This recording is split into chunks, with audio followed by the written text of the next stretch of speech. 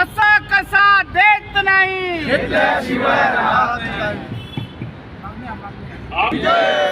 आपरो संघटनेचा हमारी संघटना हमारी संघटना हमारी संघटना हमारी ताकत हमारी ताकत आपरो संघटना आपरो संघटना आपरो संघटना अरे हमारी संघटना हमारी संघटना आपरो संघटनेचा आपरो संघटनेचा आपरो।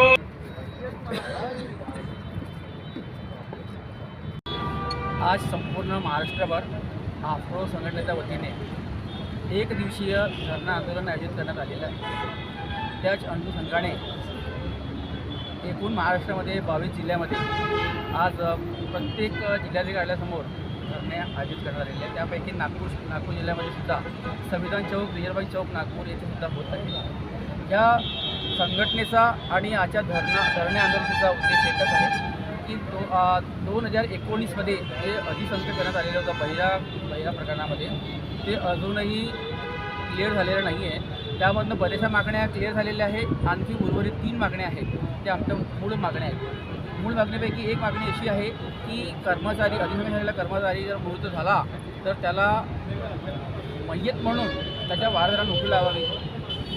नंबर 2, आश्वासित प्रगती योजना आहे 10-20-30, पहिले 12-24 होता, आता त्या अनुषंगाने सुधारित करण्यात आलेलं आहे 10-20-30 ही सुद्धा सुधारित आश्वासित प्रगती देण्यात यावी। तिसरी मागणी हे 2019मध्ये त्यांना अधिसंख्य वर्ग करण्यात आलंच नव्हतं, पण त्यांना आजही जे मिळत झालेले आहे त्यांना पेन्शन मिळत नाही, ते मंजूर करणं हे महत्त्वाची 3 मागण्या आहेत आणि ह्या मागण्यासाठीच आपण आज आंदोलन करतो आहे। त्याच अनुषंगाने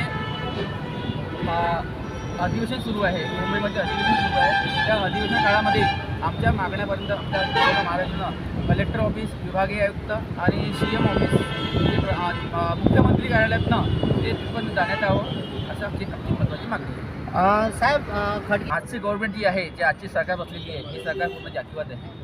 आता एक नुकतंच उदाहरण आपल्याला मिळतं आहे, नागपूर शहरामध्ये ST म्हणजे हलवा संघ खूप मोठा झालेला आहे।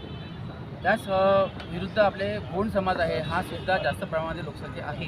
पण आता आपल्याला नवीन उदाहरण पाहायला मिळालेलं आहे की मायाताई उनातेला राज्यसभाची तिकीट मिळालेली आहे। वास्तविक आता राज्यसभेमध्ये एक शिक्षित असलेलाच प्रवर्ग जात असतो। याच्यावर लक्षात येतं की शासनाने आम्हाला टोपी घालते आहे, आम्ही लोकांना टोपी घालतो, शासन आम्हाला टोपी घालते। तर असं होऊ नये, माझी त्यांच्या विरोधात नाही आहे, फक्त आमच्या शिल्लक 3 मागण्या आहेत, 3 मागण्या करण्यात याव्या। आणि सरकारी तुम्हाला माहिती आहे, आता जास्त बोलण्याचं कारण नाही आहे की सरकार निव्वळ जातीभेद आणि व्होट बँकसाठी करतात, बंजारा करणार आहे।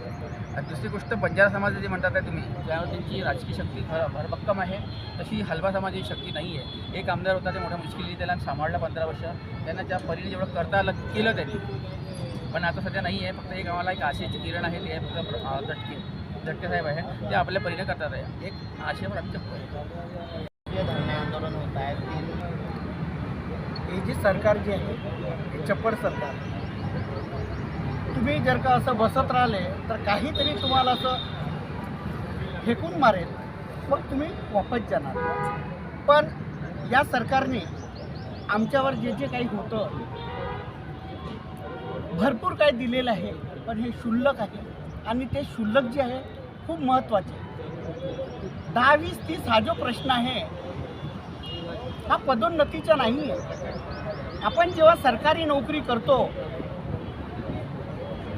नोकरी केल्यानंतर तो त्या पिरियडपर्यंत पूर्ण करतो, म्हणून त्याला तो भाग एक पैसा वाढवून देणे, एक इन्क्रिमेंट देणे, त्याला पदोन्नती नाही म्हणता येणार। पदोन्नती कशी असते, माणूस कामाला लागला, नोकरीवर लागला, 6 महिन्यात, 1 वर्षात, 2 वर्षात त्याचं प्रमोशन वाढलं की त्याचं ॲटोमॅटिक इन्क्रिमेंट वाढते। याच्यामध्ये तो तसा नाही आहे, तुम्हाला ती जे स्लॅब आहे 10 वर्ष, 20 वर्ष, 30 वर्ष, हे पूर्ण करावंच लागेल, त्यानंतरच तुम्हाला त्याचा आधार मिळेल. यासाठी आम्ही 10, 20, 30 त्याचप्रमाणे जे कोणी मृत्युमुखी होतो, कारण का याच्यामध्ये आपलं नोकरीवर असताना मृत्युमुखी झाल्यानंतर त्याच्या वारसाला अनुकंपावर नोकरी मिळावी, यासाठी आम्ही आज हे धरणे आंदोलन करत आहोत. सरकारचं लक्ष वेधण्यासाठी आहे, पण हे सरकार आम्ही जे या धरणे आंदोलनावर बसलेलं आहे हे निश्चितपर्यंत सार्थक होईल असं आमच्या मनाला वाटतं आहे. यासाठी आम्ही इथं आवाज वाढवण्यासाठी, सरकारचे लक्ष वेधण्यासाठी आम्ही हे आज केलेलं आहे.